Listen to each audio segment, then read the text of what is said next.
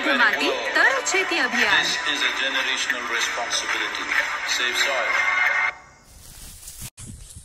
नमस्कार. नमस्कार. आपण इथं आता खातगुण या गावामध्ये आलेलो आहे. हां. ऊसाचा 8 साली ऊस आहे, बरोबर. तिथं आपण एक नवीन रिझल्ट घेऊन आलो आहे ऊस पिकामध्ये. तर पहिल्यांदा आपले शेतकरी बांधव त्यांची ओळख करून देतील. मी विजय सिंह व्यंकटराव लावण, राहणार खातगुण, तालुका खटाव, जिल्हा सातारा. मी 8 साली ऊसाची लागण केली 10 जून 1922. बरोबर. हां, 22ला लागण केली. आज ऊस 18 महिन्याचा झालेला आहे आणि ऊसाची तोड चालू आहे. म्हणजे टोटल 5.5 एकर क्षेत्र, त्यातलं आता 1.25 एकर आपलं तुटलेलं आहे. बरोबर. तर 50 गुंठ्यात आपल्याला 138 टन उत्पन्न मिळालेलं आहे. बरोबर. याच्यामध्ये तुम्ही स्टार्टिंगला पिकाची 10 जूनची लागण. हां, 10 जूनची लागण झाल्यानंतर पहिल्यांदा आपण जाळवणी वगैरे काय काय केलं होतं? मी एकतर 2 डोळा पद्धतीने लागवड केली. बरं. हां, कांडी बुडवून, आणि दुसरी गोष्ट औषधाची, आणि 2 डोळ्याची पद्धत लागण करून त्यानंतर ऊस उगवल्यानंतर एक 2 आठवड्यात उगवल्यानंतर 2 आठवड्यात आळवणी घेतलं आणि पहिलं आळवणी घेतलं. आणि त्यानंतर त्याच्यात जे आपल्याला काय जे मायक्रोन्यूट्रंट असेल, हे असेल, ती खतं आम्हाला सुलाई ॲग्रो पुशेगाव यांच्या मार्गदर्शनाखाली मी ते आळवणी घेतल्या. याच्यामध्ये आता जर बघायला गेलं तर आपल्या 2 आळवण्या झाल्या, त्या 2 फवारण्या झाल्या. हां, बरोबर. आणि बेसल डोस आपली बाळबडी आणि मोठी बडी. हां, 2 बरी झाले होते. हो.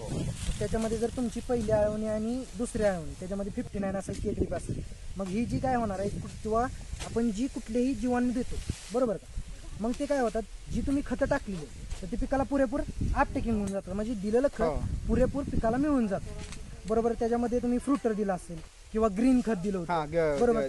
मग जेणेकरून काय होतं की जी सेंद्रिय खत जे आहे ते पिकाला पुरेपूर वाढ होते.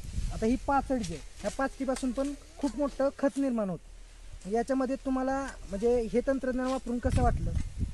कसं आहे, नुसतं रासायनिक आणि जैविक, तर जैविक आणि रासायनिक हा दोन्हीचा आपण मिलाप जर केला तर आपण चांगलं उत्पन्न घेऊ शकतो. बरोबर.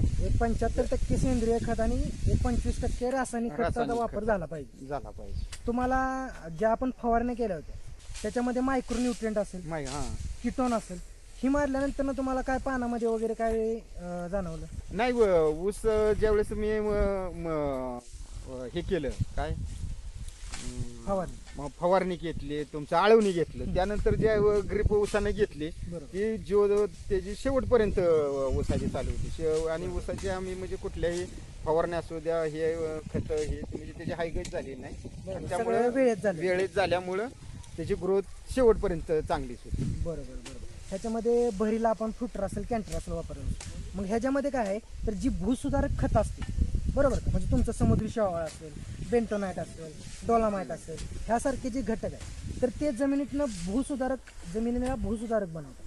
म्हणजे तुमची जमीन जी आहे ती आता माती जर म्हटलं तर ती चांगली भुसभुशीत होणं गरजेचं आहे, हवा खेळती राहणं गरजेचं आहे, बरोबर. मग ती तुम्हाला ह्याच्यामध्ये कसं वाटलं काय? नाही, त्याच औषधांचा रिझल्ट असल्यामुळेच आज मी एवढं उत्पन्न घेऊ शकलो ना. बरोबर. म्हणजे आता साधारण बघायला गेलं तर 18 महिन्याचा प्लॉट आहे. आज तुटतोय, अजून आपलं 3.5-4 एकर तुटला आहे. चालू आहे आपली तोड. टोटल 5.5 एकर क्षेत्र आहे 8 सालीचं, आणि तोड चालू आहे. पण 50 गुंठ्यात आपल्याला 138 टन उत्पन्न मिळालेलं आहे. बरोबर. चालतंय. जर आपल्यालाही अशीच मार्गदर्शन वगैरे पिकासंबंधित पाहिजे असेल तर इथलेच आपले पुसेगावचे सुलाई ॲग्रो म्हणून आहे, सुलाई ॲग्रो कृषी सेवा केंद्र पुसेगाव, तर त्यांच्याशी संपर्क साधा. संग्राम जाधव म्हणून त्यांचं नाव आहे. माझा नंबर आहे 95 27 54 65 15. तुम्हाला कोणतीही गरज लागली तर कॉल करा. तुमचा नंबर सांगा. मी विजय सिंह व्यंकटराव लावण. माझा नंबर 99 22 81 46. तर मी सुलाई ॲग्रोमधनं संपूर्ण मार्गदर्शन केलं, सुतार साहेबांनी मार्गदर्शन केलं, त्यामुळं मी आज एवढं उत्पन्न घेऊ शकलो. आणि माझं शेतकऱ्यांना सांगणं आहे की ऊसला जेवढा तुम्ही खर्च कराल बरोबर. जेवढा खर्च कराल तेवढं ते तुम्हाला उत्पन्न देत राहतं.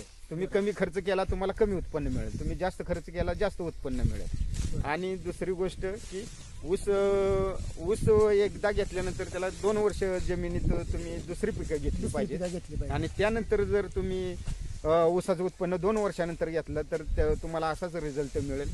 बरोबर आहे. आता म्हणजे प्रत्येक वर्षी आपण वेगवेगळ्या क्षेत्रावर ऊस घेतो, हा, म्हणजे जेणेकरून कसं जमिनीला त्याच्यात पुन्हा अन्नद्रव्य तयार व्हायला मदत होते. म्हणजे तुम्ही वेगवेगळी पिकं घेत असता, घेवडा असेल, सोयाबीन असेल, सोयाबीन, कांदा, जेणेकरून काय होतं, वापसा कंडिशन कंटिन्यू राहते आणि वेगवेगळी पिकं घेतल्यानंतर अन्नद्रव्यांची लेवल एक समान होऊन जाते. ऊस पीक जे आहे ते नगदी पीक असल्यामुळं जास्त अन्न साठा ग्रहण करत असतं.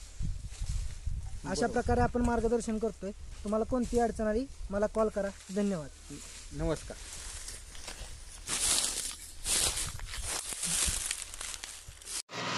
मी विजय सिंह व्यंकटराव लावण, खातगुण, 86-032 आडसाली ऊस माझ्या शेतात आहे.